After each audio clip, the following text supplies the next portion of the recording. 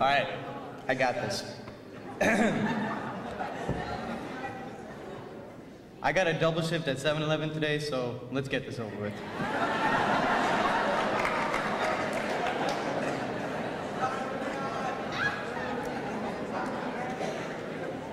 Hi, I'm Fidel Khan. Most of you guys know me as Fez. Yes, that guy from that 70s show. If you couldn't tell, I'm Indian. No, trust me, sometimes people get the notion I'm black, Mexican, or Native American. I'm also Muslim, and no, I don't like to blow stuff up.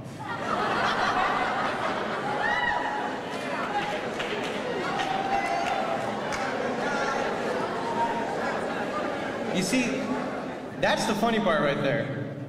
I get the boast of both worlds. I own a convenience store, and people think I'm a terrorist. Because of prejudices like that, my life has been on one hell of a roller coaster. From 3rd grade, ever since 9/11, people just got more and more racist towards me. From the beginning, my parents came from India to America back in the 80s. I came along in 1992. In 1994, we moved to Pennsylvania. Out there were just a lot of tractors, cows, and of course, white people with straw hats.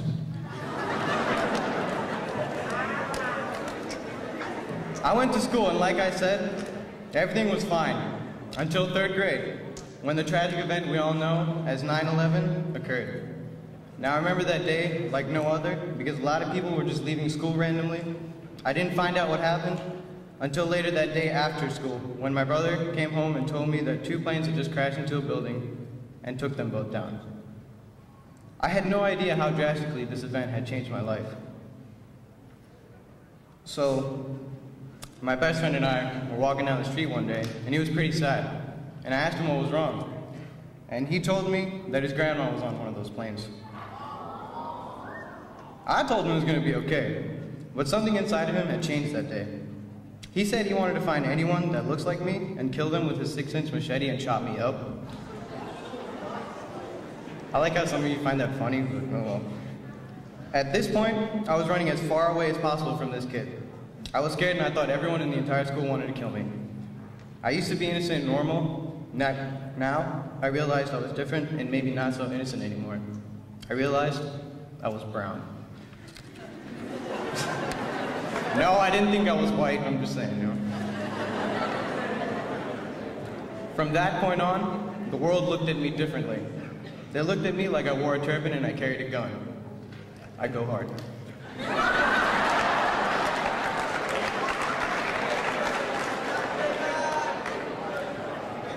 For example, airports would have random inspections on our family every time we flew somewhere.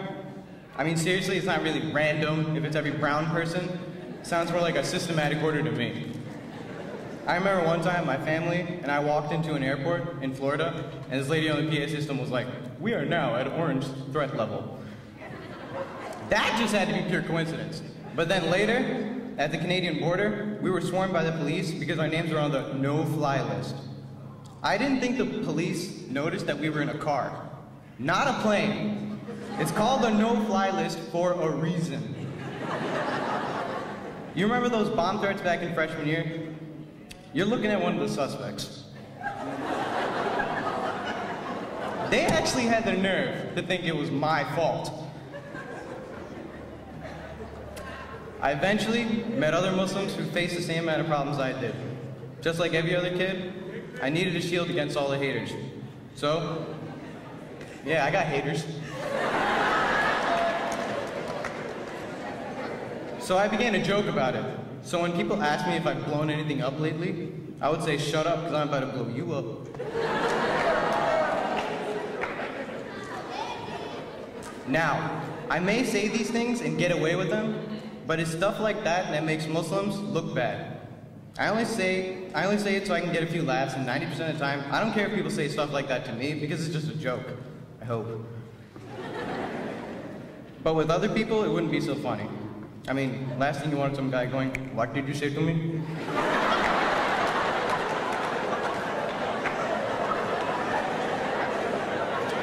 Somebody gonna get hurt real bad.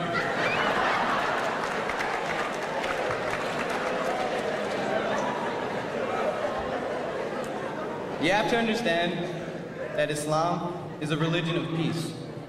It is not a religion of violence and bloodshed the way most of the media portrays it, like Fox News.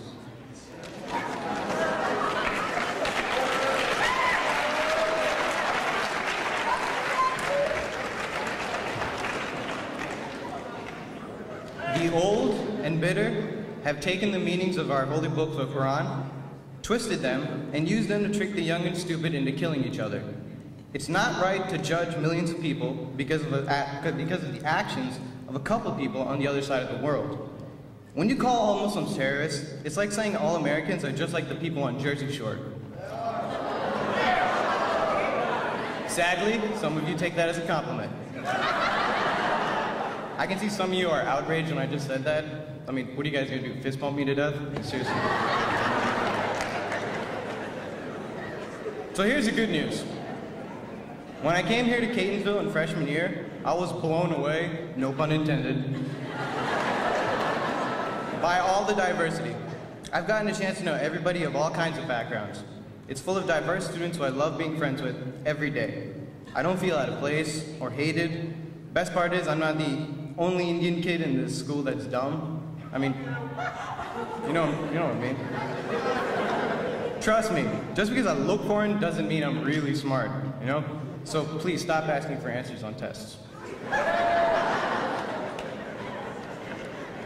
They're like, yo, let me get an answer. What? I don't know what you're saying.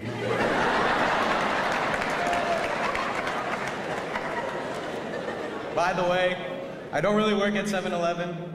I mean, not all Indians work at convenience stores or Dunkin' Donuts like some of you guys think. We also work at Subway.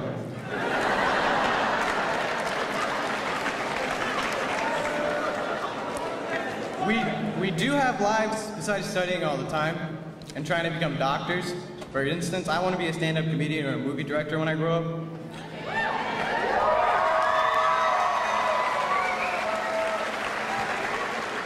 My point is, being Indian is awesome. I mean, sure, it may have its drawbacks, getting a prom date, but it's my culture. I'm proud to be Indian. I'm proud to be Muslim. Maybe one day, everyone will get past the cultural stereotypes and live in peace and prosperity. Maybe one day, people won't call me a terrorist or compare me to someone on outsourced, Slumdog Millionaire, Harold and Kumar. I got a whole list. You want me to keep going? No, I'm just joking. I don't have a list. But until then, all I can say is, thank you, come again.